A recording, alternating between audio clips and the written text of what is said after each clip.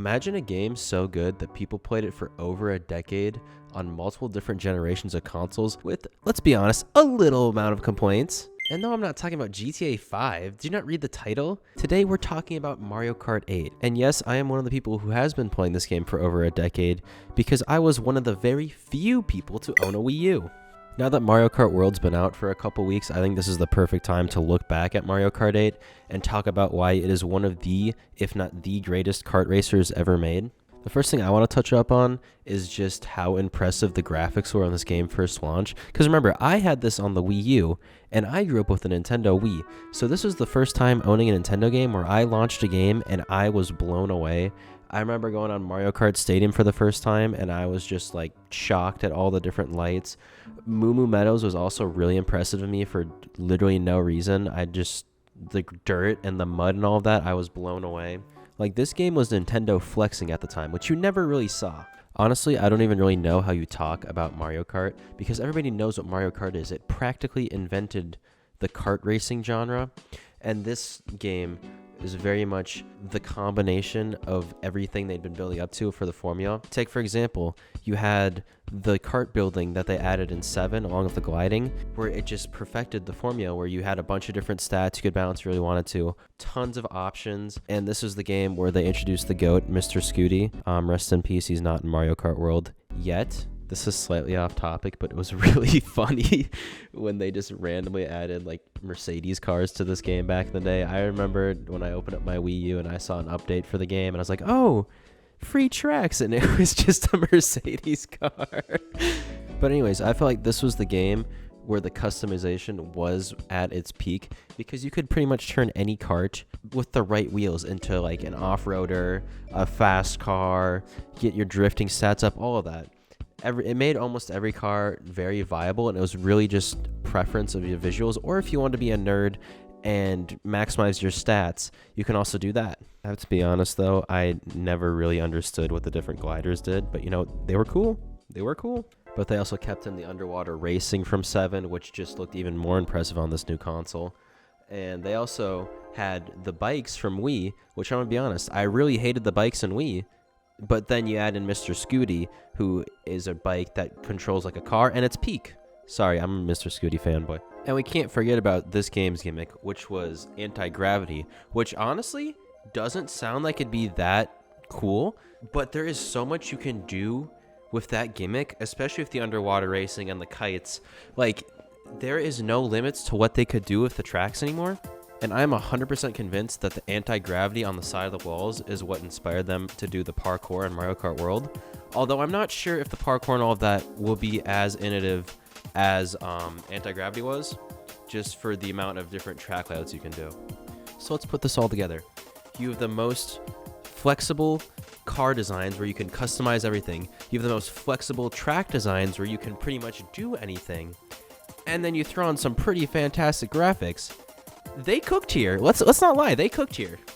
And then for the Wii U DLC, they came in and brought in some guest characters: Splatoon, Villager, Link from Legend of Zelda. Like, them adding those characters started the rumor that there was going to be a Nintendo kart. Now, I'm glad they didn't do that. But just the fact that they were able to switch it up and throw in these characters nobody was expecting, it was a curveball in it. I think it worked. And that was just regular Mario Kart 8. Then we get to the Nintendo Switch and we get to Mario Kart 8 Deluxe. And they somehow made this game even better.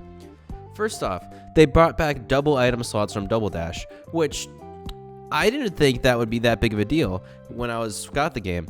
It's so much better. Oh my god, I love double item slots. I am happy it is in Mario Kart World, and I think it's a staple of the series now, as it should be. Also, they made an actual battle mode. If you didn't know, on Mario Kart 8 on the Wii U, the battle mode was just on random tracks. They made a battle mode that's actually fun. You have cops and robbers, you have balloon battle, you have coin runners, you have one where you just throw bombs. A couple different modes that are all pretty solid. And there's 8 battle maps now, and they're all also pretty solid. So they just took the parts of the game that weren't the best and just made it even better. I'm gonna jump a little bit out of the timeline, because then they go and add item customability, which is something I didn't even think about, but now that it's in the game, I don't know how I'm going to go back to not having it. Being able to customize in versus mode what items are enabled and aren't just makes so much sense that I'm surprised they've never done this before. And it works so well because now if you get bored of the game, just do a dumb item set. You do all bombs if you want PTSD. You can do all boost items if you just want to speed through it even faster than 200cc, which is something they also added in this game because they were cooking. Also, something I haven't seen talked about a lot is when you're doing team modes, you can make it so certain teams have certain items. So what me and one of my friends did is we only gave ourselves coins, and then we raced a team that had all the overpowered items just to see if we can win. We did, by the way. But you can make yourself new challenges, something that you couldn't do in any other Mario Kart before, and is just a fantastic addition. When Mario Kart 8 Deluxe released, it had 48 tracks, which was already the most in series history, and they were all, for the most part, pretty solid tracks. So do you know what they did? They went and added 48 more, just because they could! To be fair, these dropped in waves. I wasn't there for this because I kind of fell off of Mario Kart during that time, but I went and bought the DLC recently, so pretty much I got a brand new Mario Kart game for $20, because 48 more tracks for $20 along with more characters, that is a fantastic deal. I don't even care that the graphics aren't as good as the base game, because it's just more tracks to race on. And there's a couple duds in there. I'm not going to lie to you. The Booster Cast has a couple duds, mostly the tour tracks, because it was made for a mobile game. But overall, that's still like 40 out of 48 new tracks.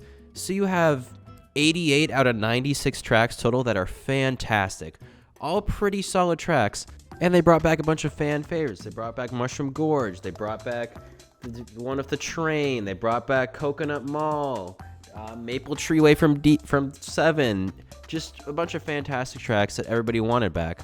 They even threw in a couple original tracks like Squeaky Clean Sprint, the Yoshi Islands track, a couple ones like that. Just a little sprinkle on top, along with a couple new characters. They didn't even promise that. They just threw it in. And in the end, there are 42 different characters in this game, which is definitely nothing to scoff at. We also talk about how Mario Kart is one of the best games you can just pick up and play.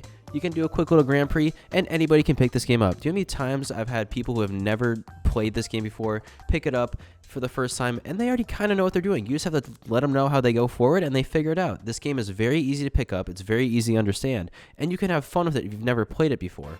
And I would still say the skill ceiling for this game is pretty high. I've seen some online clips that are really insane. I don't even know how to explain it.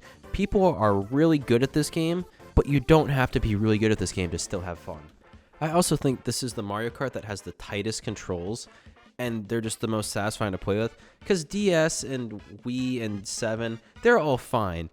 But Mario Kart 8, realistically, I think this is the best the series has ever felt. I haven't played World yet. I don't know about that. But of the ones I've played, Mario Kart 8 is the best controlling one. So yeah, overall, Mario Kart 8, it might be one of my favorite games. I'm not sure. I just ranted about it for 8 minutes unprompted. So yeah, play it if you haven't. That's kind of all I got for you. Subscribe if you want to. Thanks for watching my video. See you in the next one if I do. Bye.